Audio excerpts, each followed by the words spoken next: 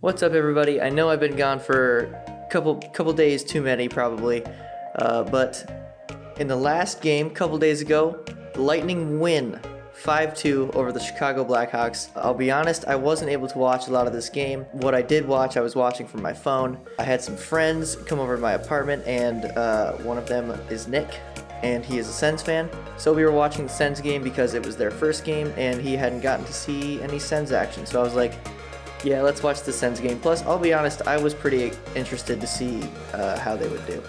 But that's not what we're here to discuss. We are here to discuss the Lightning. What I was able to watch was the highlights, and from what I can tell, it was a very, very uneventful first period. Because in the highlights, the first highlight you see is with about 40 seconds left in the first. And the one highlight from the first period was an absolutely epic save from Vasilevsky. One of the Chicago guys shoots the puck, misses the net wide, it bounces off the backboards, and another player from Chicago, I forget who it was, comes in with an empty net, hits the puck, but as he's doing that, Vasi is able to stretch his left leg impossibly far behind him, does basically a full split, and is able to get his left pad on the puck. Incredible save. The things that Vasi can do, they never cease to amaze me. I still don't understand some people saying he's not the best goalie in the league. They're just haters, man. They're haters. But that brings us to the second, and I'll be honest, the second period very clearly was the polar opposite of the first period. Whereas in the first period, nothing happened. In the second period, a whole lot happened. We went from a 0-goal first period to a 5-goal second period. So let's get into it. It starts basically right away, 2 minutes in. The puck's going down into the Chicago end. Duncan Keith is back there, as well as the goalie Delia. Delia goes to play the puck behind the net to Duncan Keith. He kind of softly hits it, and Steven Stamkos comes in from the right side of the Chicago end, scoops the puck up from the back, basically right as soon as Delia dealt it out. It looked like Delia passed him the puck in the replay. Clearly that's not what he meant to do. Stamkos comes around the net, hits Palat out in front, who has an empty net because as Delia was trying to get back into his net, he unfortunately caught an edge on one of his skates and just tumbled to the ice, and it's an empty net, and Palat hits it. Palat didn't have anybody on him, so there it is, 1-0 Lightning.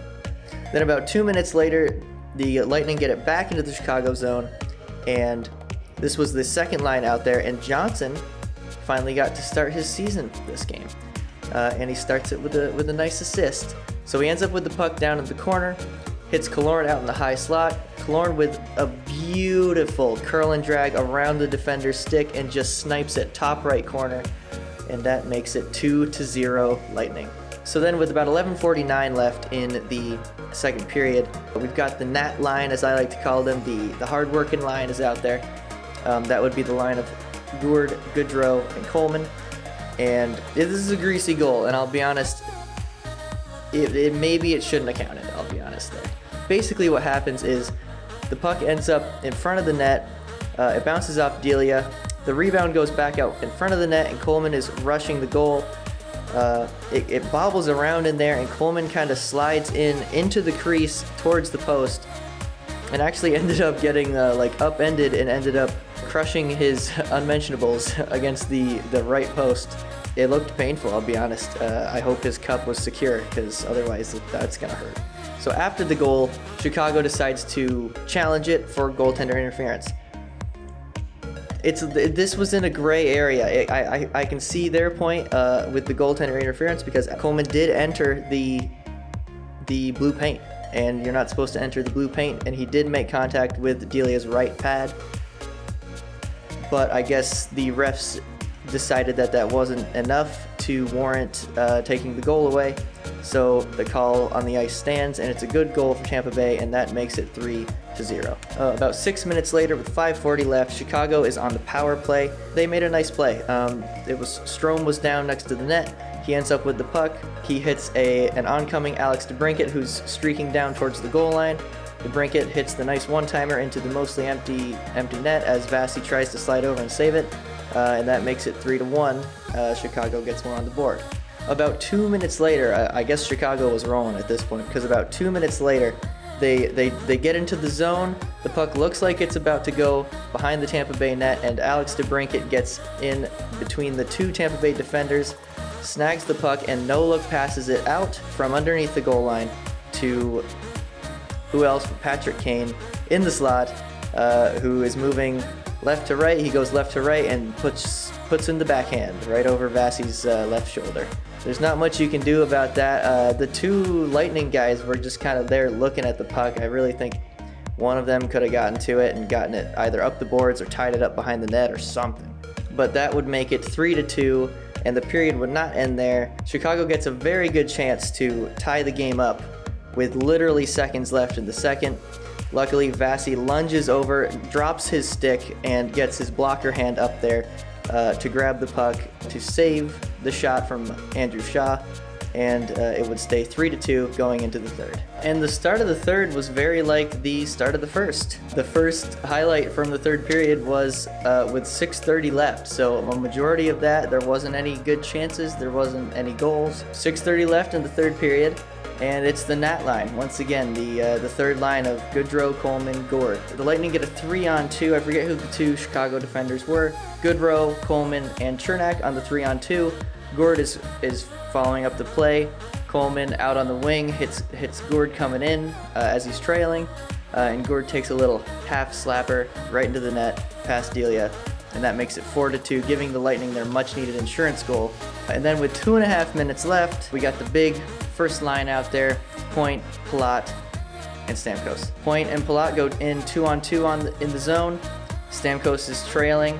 Palat hits Stamkos from the left wing over to about the right center-ish area of the ice, and Stamkos isn't gonna miss a lot of shots from there, from the high slot, and he puts it in past Delia, who looked like he was cheating a little bit towards Point, who was to his right. He looked like he was cheating a little bit.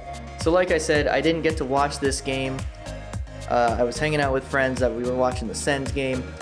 But what I will say is the third line combined for 6 points. So, you know, not much to complain about there. As I've said, I think that's our best line, our momentum shifting line. I'm just very excited when I see them get on the ice, because I know that, you know, there's going to be more chances for the Lightning than there are chances against the Lightning when they're on the ice. So, and lastly, due to the Dallas coronavirus issues, if you don't know, they had, I think, 17 players test positive, which is pretty bad. They're not going to be allowed to play when their players are testing positive. But due to that, Tampa Bay was supposed to have a back-to-back against them in Tampa on Sunday and then Tuesday.